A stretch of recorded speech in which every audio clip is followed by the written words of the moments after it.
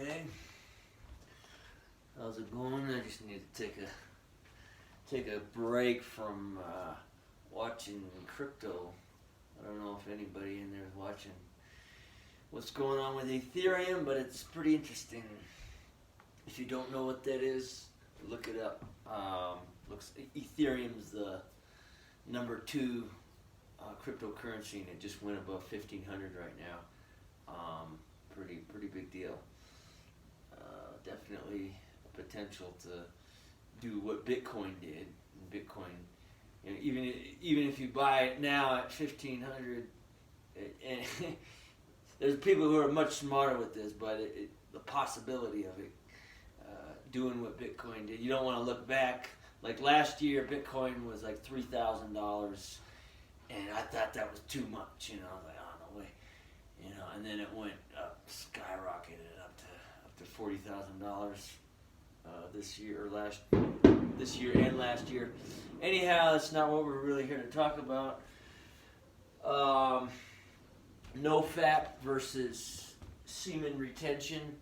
I'm not really going to get into the exact details because I don't think it's appropriate for this channel. Because I have, I'm directed at the Bible and things like that, so I'm not going to get into how the techniques that you can use. There's a lot of stuff on the internet. Montauk Chia talks about it. There's a lot of more qualified people. I may start another channel where I actually get into more details for men and how to actually do that. I'd also like to look into how women can actually keep their blood during their moon cycle as well, so they don't lose energy that way, because there's a lot of manipulation going on with the stars and the moon and with stuff that we're not taught as human beings. We shouldn't be as tired as we are, and things like that. So anyhow, NoFap versus semen retention. Obviously, I'm sure you've heard of NoFap, the just completely no sexual anything whatsoever. So no masturbation. I know some people say they do sex, but it just depends. I think the real strict people who follow the strict regimens of NoFap is absolutely abstaining completely from nothing, living like a monk, And I think that definitely works for some people. I've definitely tried that in my life many times. Even before I knew about this stuff, I would do it for months at a time. But the problem that I found with myself with just the NoFap is that it sometimes the energy, it just backfires, and for everybody has a different sexual nature, right? Some of us have a higher. Me, I tend to have a very high sexual nature, and I have to be careful because when it backfires, it can just really screw you up. So, or you can, there's a reason why Mike Tyson, he won most of his fights the 5 years that he was celibate. Amazing. And like that movie, I don't know if you've seen it with Robert De Niro, Raging Bull. The same type of thing. That's a real deal. That's not a myth at all. You get, but for me, I can get quite aggressive, and if I would drink alcohol, I would start trying to fight other men and shit like that. I'd be nice to women, but yeah. So that's something to be careful about with the NoFap, and also there's prostate problems. You start feeling pain in your prostate and things like that. So, if you're doing a religious approach, I think you want to really pray about that, because if it's harming your health down there, then you might want to start looking into semen retention. Now that's that's a whole nother deal. So, I personally. Personally, I do both. I combine both, and I think a lot of people that's the most realistic way to go about it. Now, but you have to master, no pun intended, both. And I believe you have to have tried both in order to merge the two together. and you'll find the right balance with it. When the energy comes up so strong that it's going to start harmfully affecting your life or making your health bad, things like that, then with the note, then you should really start learning the semen retention, learning how. So that's, and I think if you're gonna do, I'm just uncomfortable talking about some of these details, okay? But if you're going to masturbate or things like that, then you need to just learn how to do that, like without pornography. Doing it in a non-detrimental way, almost at like a utilitarian way, if that makes sense. Like, hey, these energies are coming up. You try to not go into the lust mode, if that makes sense, and looking at women as objects and things like that, or through pornography, and because the energy can come out and get very strong, and it's the serpent energy, I believe, the kundalini, and there's a reason why you see the statues around the world of these different god beings. South America, we have them here in Bolivia, and in I think Egypt. I think they're all over the world, and they're holding two serpents. For me, that represents mastering that energy, and you're holding the serpents, and you're in complete control of that energy, and very, very, you can just accomplish just amazing things. Now look, I part of what led me to Jesus and the Bible, and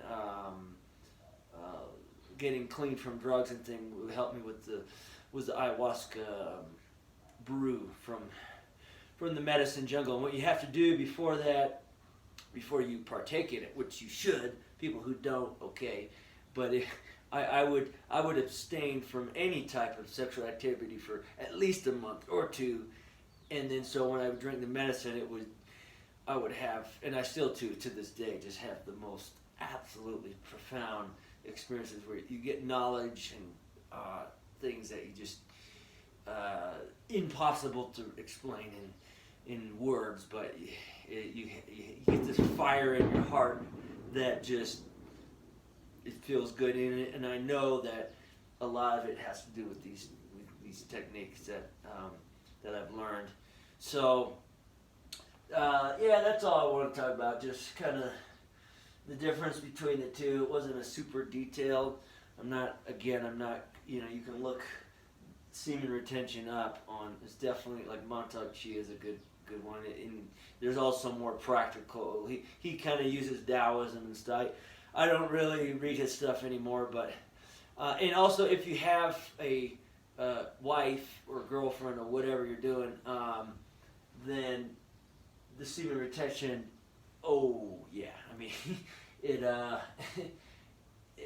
not only does it make everybody happy because you're in so much control of yourself, you don't lose your energy. Also, you don't pass your energy, your seed, and everything onto the other person all the time. People who do that every day, is just crazy. You have no idea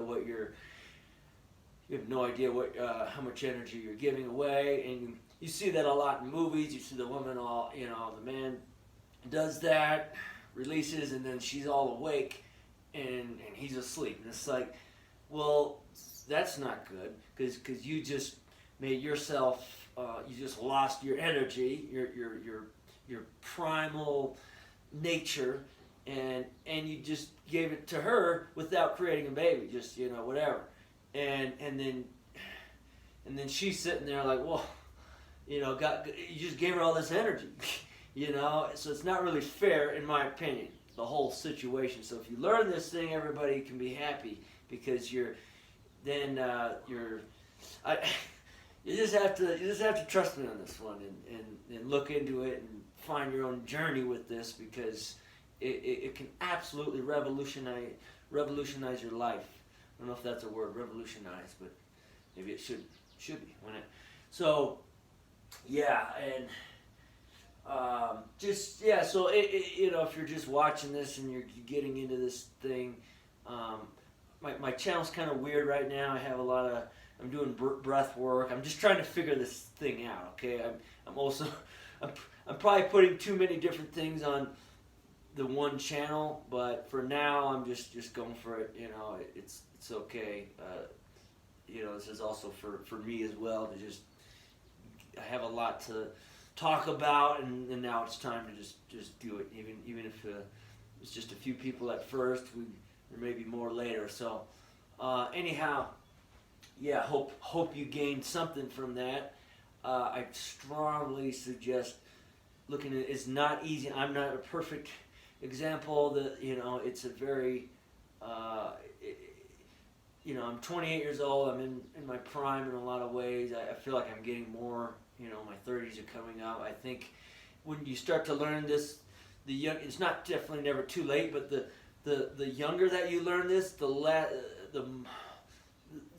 more strength that you'll have in your future, the more successful that you'll be, and the more that you'll be able to direct. It's just like a huge river, you know, and you're putting up a dam, and you're directing the energy, flowing it. You can, you know, create other dams into other areas of life and business and things like that. Really, the opportunities just get quite endless, and you have just testosterone. And we're living in a world where, especially if you're living in the States or something like that, where everything, the food and everything is just directed to take that energy away from you. Like, oh man. So if you can, you know, I figured this stuff out in the you know, tough environments to do that, and so I feel like if you can do that, then you can make it anywhere. You know, here I'm in a very nourishing, positive environment. Food's good, the air's clean, you know, everything. So I'm able to kind of thrive here even better. But it's just, if you learn that, like if you're living in the city or you'll also, the more that you start doing this, and if, let's say you do this, one of these or both for a month or two, and then you go back, you kind of just go back to old habits or whatever, pornography or dating apps and sleeping around, whatever, you know. It's really actually, you realize so much quick how much better you felt, and how much stronger and how much more you had done, and how much more authority and power you had in your life and out there with people and with business and at your work. You had this life force energy going through you, and you realize that that's the better way to go. And it makes you want to, and it helps you to respect women more as well, I believe, because I feel like when you're letting your seed go, then there's no more going out there, and that's part of the drive of this whole thing. It's the amazing thing why we build beautiful houses and beautiful architecture and build everything. It's because of that. You know what I mean? It's for women. It's so they can be in their feminine creation and do what they do, and that's.